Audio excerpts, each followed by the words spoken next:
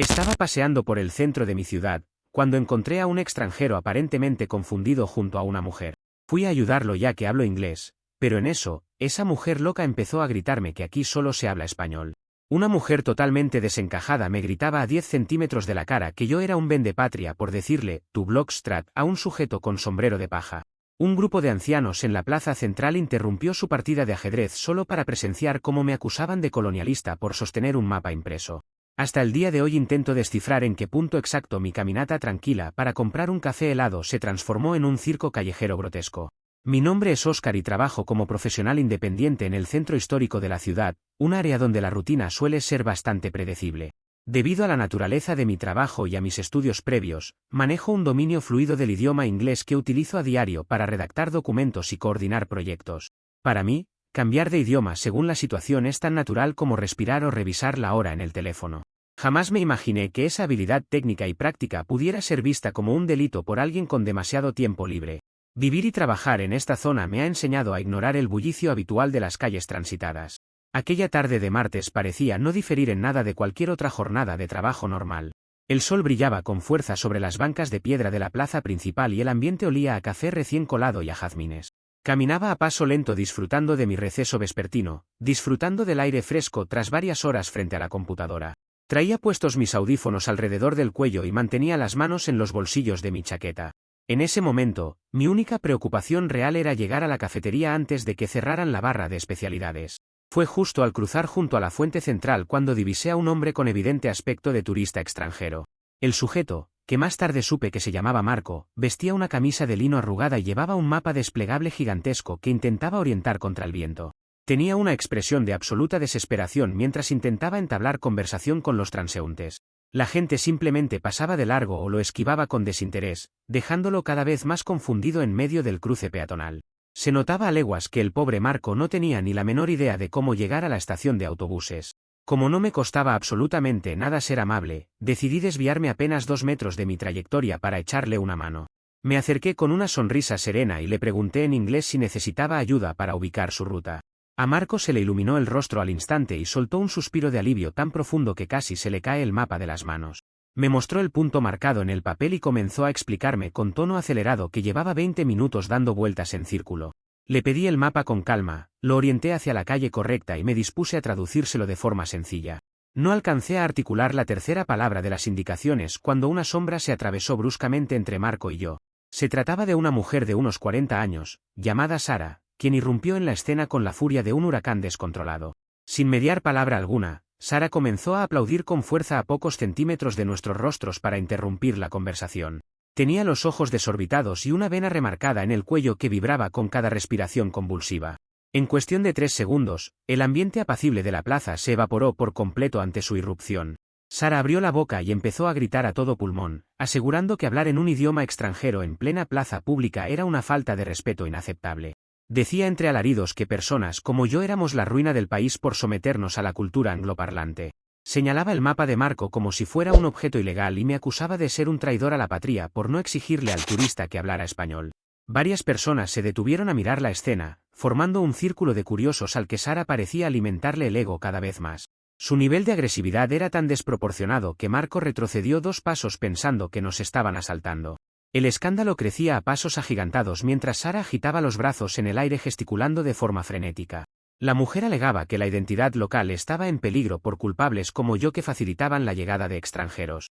Intenté formular una frase tranquila para pedirle que se calmara, pero Sara simplemente elevó aún más el tono de voz para taparme. Comenzó a apelar a la muchedumbre pidiendo que me abuchearan por no defender los valores nacionales en nuestra propia tierra. Era un espectáculo tan absurdo como vergonzoso en medio del centro de la ciudad. Por mi forma de ser, siempre he creído que ponerse a gritar en la vía pública con un desconocido inestable es la peor pérdida de tiempo posible. Observé la escena con absoluta frialdad, evaluando la incoherencia total de su discurso patriótico inventado sobre la marcha. Noté cómo Sara buscaba desesperadamente una reacción agresiva de mi parte para validar su papel de víctima o heroína de la calle. Decidí no darle ni un solo miligramo de la atención melodramática que estaba exigiendo a gritos. Mi respuesta fue mantener el rostro inexpresivo y dar un paso al costado cerrando el mapa de Marco. Tomé a Marco suavemente del hombro y le hice un gesto para que camináramos lejos del alboroto sin mirar atrás. Nos alejamos a paso firme recorriendo un par de calles más allá, dejando a Sara gritándole a la nada en el centro de la plaza. La mujer intentó darnos alcance durante unos metros mientras nos lanzaba insultos sobre nuestra supuesta cobardía, pero rápidamente se quedó sin aliento. Cuando estuvimos a una distancia prudente y tranquila, le terminé de explicar a Marco la ruta exacta para llegar a su autobús. El turista me agradeció profusamente la amabilidad y la paciencia antes de abordar su transporte. Una vez que Marco estuvo a salvo en su autobús, me tomé un momento para acomodarme la chaqueta y respirar profundo. El altercado me había dejado una sensación amarga, pero preferí convencerme de que solo había sido una anécdota bizarra para contar cenando. Caminé de regreso hacia mi destino original intentando procesar la violencia gratuita de aquella desconocida. La plaza ya había recuperado su murmullo habitual como si nada hubiera ocurrido 5 minutos atrás. Creí ingenuamente que la historia había terminado ahí, en ese cruce peatonal. De regreso a mi apartamento, repasé mentalmente los detalles de la confrontación para entender que había detonado semejante nivel de odio. Resultaba completamente irracional que una simple indicación turística provocara un ataque de ira de dimensiones épicas. Mi naturaleza analítica me pedía buscar una causa lógica, pero acepté que hay personas cuyo motor diario es simplemente la indignación constante. Me prometí a mí mismo no volver a prestarle pensamiento alguno a esa mujer inestable. Estaba convencido de que Sara continuaría su vida buscando a quién más gritarle al día siguiente. Establecí un límite mental claro sobre el incidente, no permitiría que el delirio de una extraña arruinara mi tranquilidad laboral. Guardé mis pertenencias, me preparé una taza de té y me dediqué a avanzar en mis pendientes del trabajo hasta entrada la noche. Asumí que el anonimato de la gran ciudad diluiría aquel encuentro desafortunado como ocurre con cualquier evento callejero. No tenía forma de saber que esa mujer no iba a dejar ir el asunto tan fácilmente. En su mente distorsionada, mi silencio pacífico no había sido una retirada, sino una afrenta personal que debía ser castigada. Comentarios de la historia principal. Usuario Anónimo 1 dice, menuda defensora de la patria nos gastamos en la plaza, Seguro que gritarle a un turista desorientado y hacer un espectáculo público en pleno centro es exactamente la estrategia que va a salvar la economía y la cultura local. Respuesta de OP, definitivamente, no estaba en mi horario laboral ponerme a debatir soberanía nacional con un altavoz humano en mitad de la calle.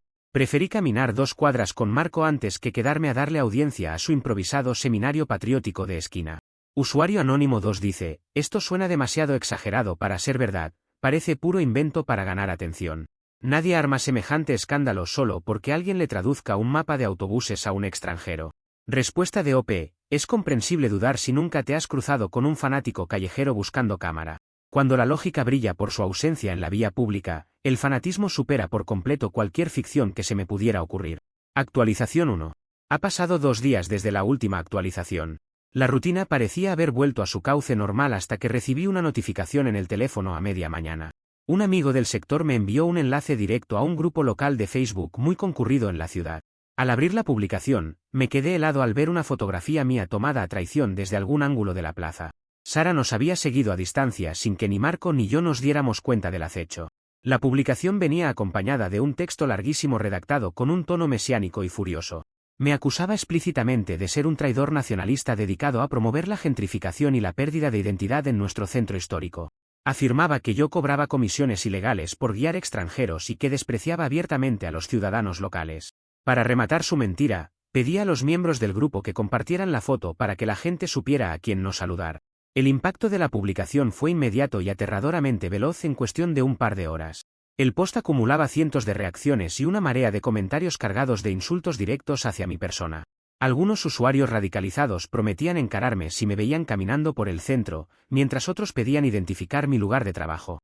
Sara respondía activamente a cada comentario, alimentando el odio colectivo con nuevos detalles totalmente inventados sobre nuestro encuentro. Mi primer impulso biológico y visceral fue entrar al grupo para responder la publicación y desmentir cada una de sus falacias. Sentía una presión ardiente en el pecho viendo cómo destruían mi reputación con acusaciones tan estrambóticas. Sin embargo, respiré profundo y obligué a mi mente a recuperar el control frío de la situación. Entendí al instante que discutir con una fanática en un foro público solo le daría el espectáculo que estaba buscando.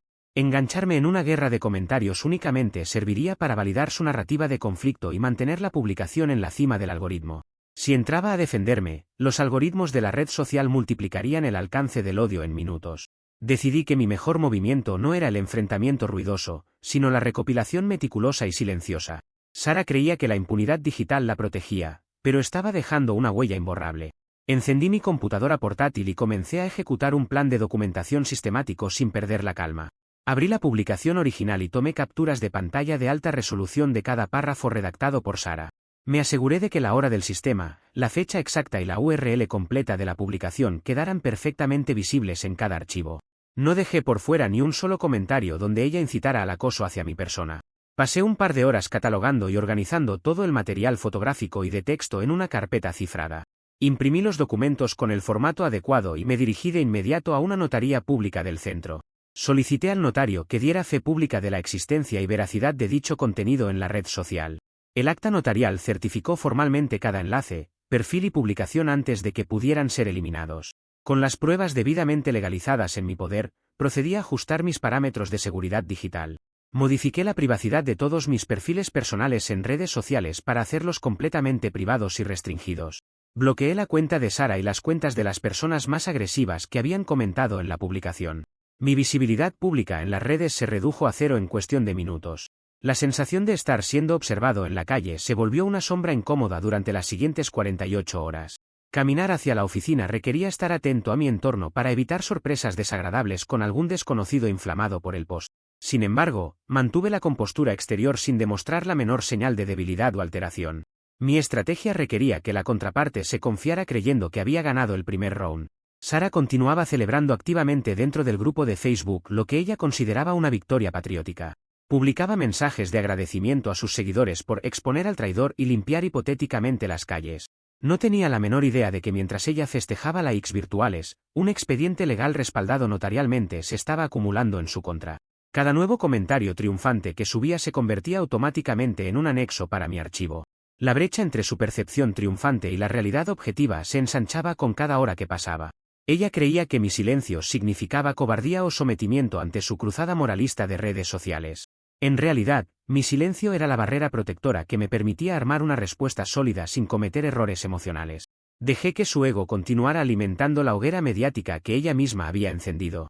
La primera fase de su agresión me enseñó que la irracionalidad de Sara no tenía un límite autoimpuesto. Entendí que la difamación digital era solo la primera herramienta de un patrón mucho más obsesivo.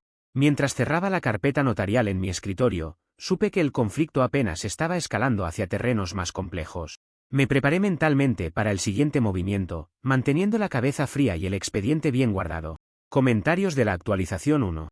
Usuario anónimo 1 dice, Sara debió contratarse un servicio de inteligencia militar o usar software de reconocimiento facial para encontrarte tan rápido. O eso, o alguien de ese grupo local te conocía y le sirvió tu perfil en bandeja de plata. Respuesta de OP. La ciudad es relativamente pequeña y los algoritmos de los grupos locales hacen el trabajo sucio por sí solos. Mi perfil laboral estaba vinculado públicamente a la zona del centro, así que no hizo falta ninguna tecnología de la CIA para que una obsesiva atara cabos. Usuario anónimo 2 dice, el que calla otorga, amigo. Te equivocaste feo al no salir a desmentir todo en esa misma publicación de Facebook. Ahora la mitad de la ciudad cree que de verdad estafas gente. Respuesta de OP. Alimentar trolls en un grupo de Facebook jamás ha borrado una publicación difamatoria en la historia de Internet. Guardar silencio estratégicamente mientras un notario certifica cada pantalla si crea una base sólida que la ley no puede ignorar. Actualización 2. Ha pasado 2 semanas desde la última actualización. La marea del grupo de Facebook parecía haber bajado un poco, pero la calma duró muy poco tiempo. Un viernes a primera hora, recibí una llamada sumamente fría de la secretaria de Recursos Humanos de mi empresa. Me citaban con carácter de urgencia en la oficina principal sin darme ningún tipo de detalle por teléfono. Al llegar, me encontré con mi jefe directo y la directora del departamento sentados con rostros gravemente preocupados. Sobre la mesa de juntas había una carpeta impresa con al menos una docena de correos electrónicos anónimos. La directora me explicó que durante los últimos días habían recibido ráfagas constantes de mensajes dirigidos a la alta gerencia.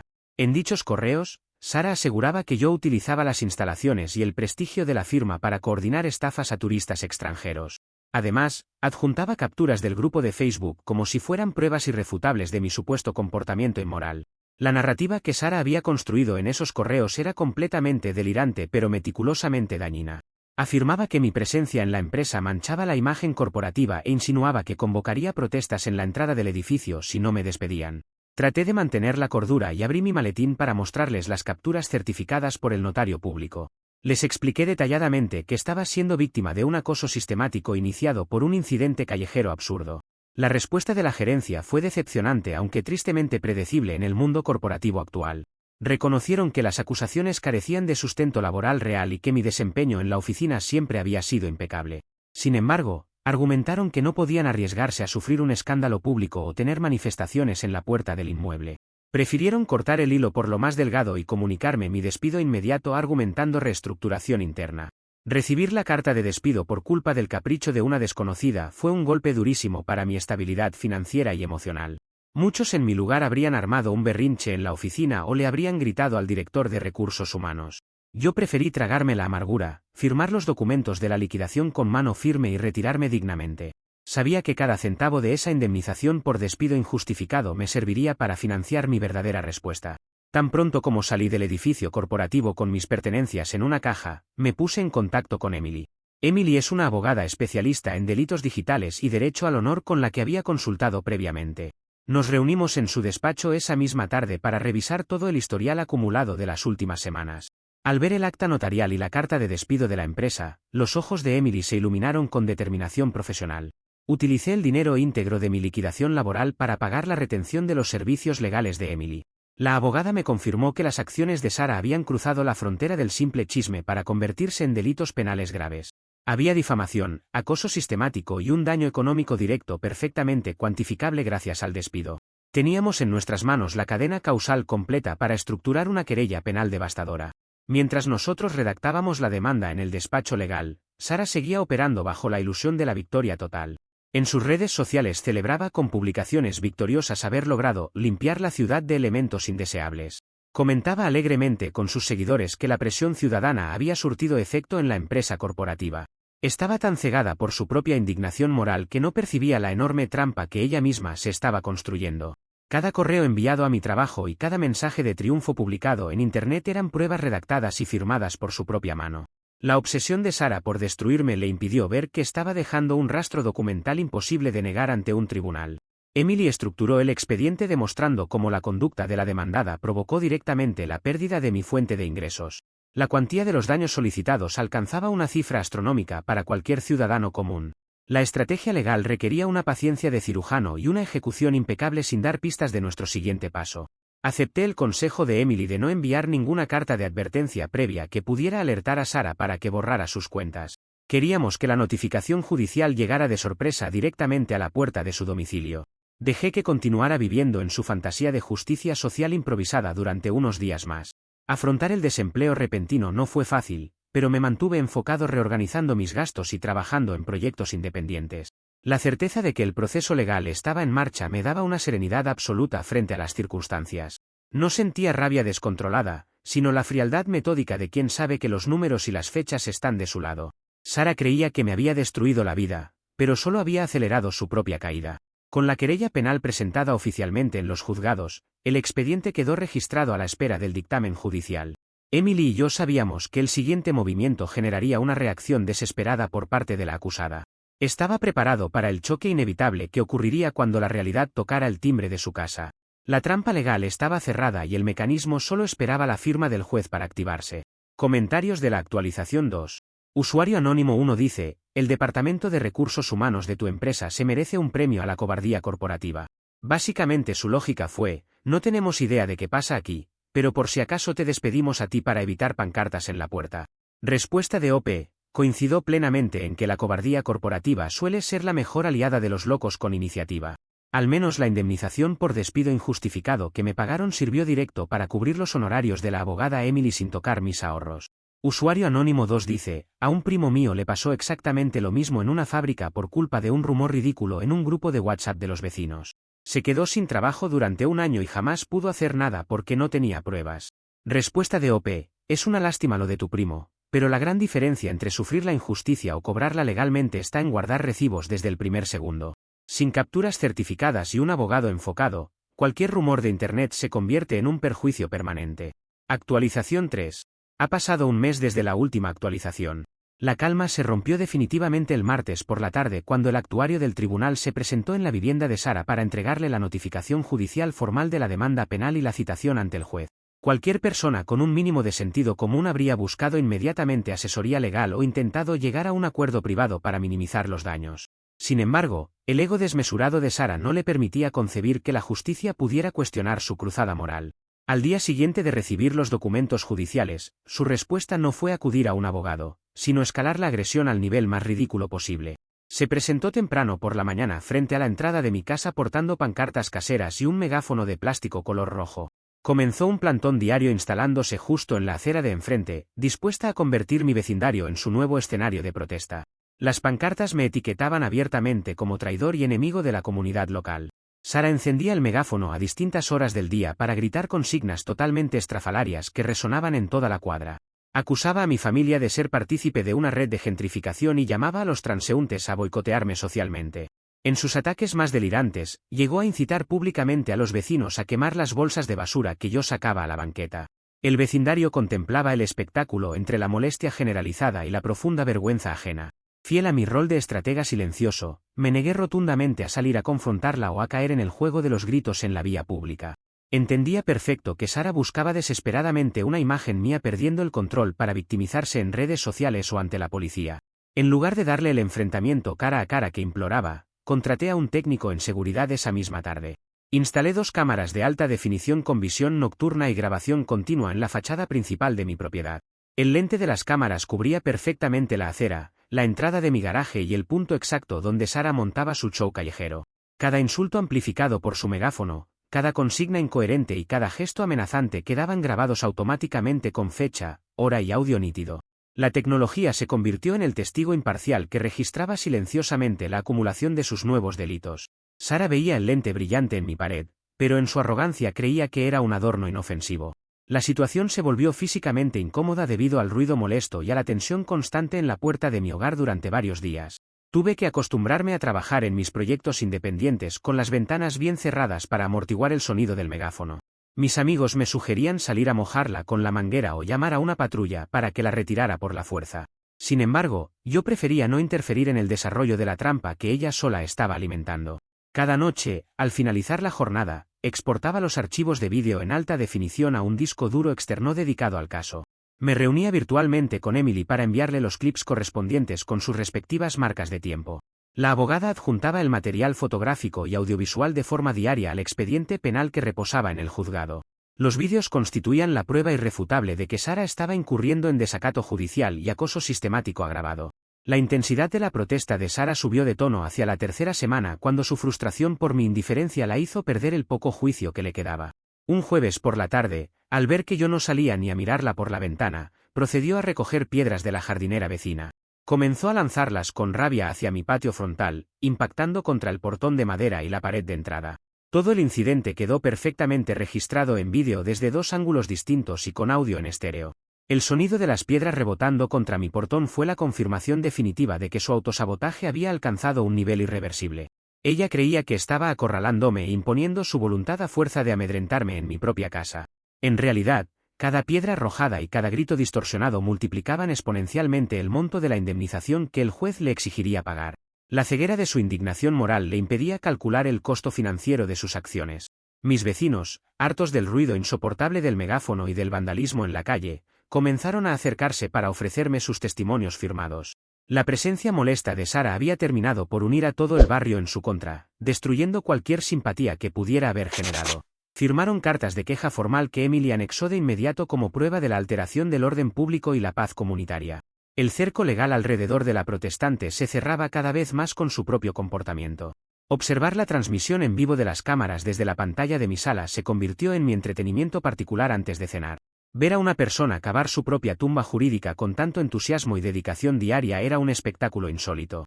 Resultaba fascinante comprobar cómo su convicción de estar en lo correcto la llevaba a cometer error tras error sin medir consecuencias.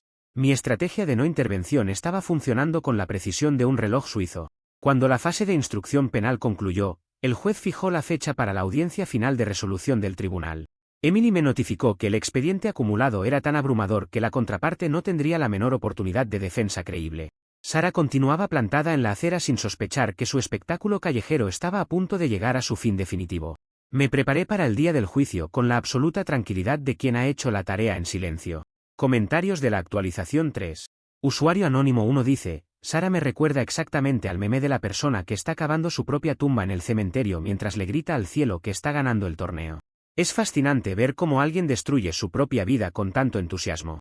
Respuesta de OP: Ver la transmisión de las cámaras de seguridad desde el sillón de mi sala se convirtió literalmente en mi programa favorito de la tarde. El megáfono de Sara tenía una distorsión tan ridícula que hasta los vecinos terminaron firmando testimonios a mi favor para que callara de una vez. Usuario Anónimo 2 dice: de verdad admiro tu paciencia de piedra porque yo no habría aguantado 2 días. ¿No te dieron ganas al menos una vez de salir con una manguera de agua a presión y ahuyentarla de tu fachada? Respuesta de OP: admito que la manguera era una tentación física bastante grande, pero una mojada dura 10 minutos y se seca al sol. En cambio, dejar que la cámara grabe en HD el vandalismo directo suma 1 año de agravantes y una condena monetaria que no se borra jamás. Actualización 4. Ha pasado 5 meses desde la última actualización. La fecha de la audiencia final en los tribunales penales finalmente llegó en una mañana fría y nublada. Me presenté al juzgado vistiendo un traje impecable y acompañado por Emily, quien llevaba bajo el brazo la voluminosa carpeta de evidencias. En el pasillo de entrada nos cruzamos con Sara, quien lucía visiblemente desalineada pero aún mantenía una postura desafiantemente altanera. Creía firmemente que su elocuencia de esquina sería suficiente para convencer al tribunal de su causa. Una vez iniciada la sesión y frente al magistrado, la abogada de oficio de Sara intentó presentar un argumento basado en la libertad de expresión y la protesta social. Cuando le otorgaron la palabra a Sara, ella no pudo contener su naturaleza y comenzó a dar un discurso patriótico exagerado dentro de la sala. Pretendía justificar sus actos acusándome de ser un agente de cambio cultural dañino para la identidad de la ciudad. El juez la interrumpió fríamente en 2 ocasiones solicitándole que se limitara estricta y únicamente a los hechos imputados. Llegado nuestro turno, Emily tomó el control de la audiencia de una manera quirúrgica y magistralmente estructurada. Proyectó en la pantalla gigante de la sala de audiencias la línea de tiempo completa del acoso sistemático sufrido durante meses. Comenzó mostrando las capturas de Facebook certificadas notarialmente junto con los mensajes donde Sara incitaba al odio público. El impacto en el rostro del juez fue evidente al ver la premeditación de los ataques digitales. A continuación, Emily reprodujo los correos electrónicos anónimos enviados a mi antigua empresa corporativa, vinculando las direcciones IP con la conexión residencial de Sara. Demostró de forma irrefutable que dichos correos habían provocado directamente el despido de mi puesto de trabajo y la pérdida total de mis ingresos. La abogada defensora de Sara no tenía la menor respuesta técnica ni legal ante la solidez de las pruebas periciales presentadas. La estrategia de la mentira digital colapsó por completo frente a los datos duros. El golpe final de la presentación fue la exhibición de los vídeos de seguridad en alta definición grabados en la fachada de mi vivienda. Todos en la sala pudieron escuchar con nitidez los gritos por el megáfono, las amenazas explícitas a mi familia y el momento exacto en que Sara arrojaba piedras a mi portón. La claridad del audio y la calidad de la imagen no dejaban el menor margen para la duda o la reinterpretación de los hechos. El propio secretario del tribunal tomaba notas aceleradas con expresión de asombro. Al ver que su narrativa se desmoronaba en televisión de circuito cerrado, Sara perdió por completo el control emocional dentro de la sala. Comenzó a gritarle al juez que la justicia estaba vendida al capital extranjero y que ella era una víctima de la persecución elitista.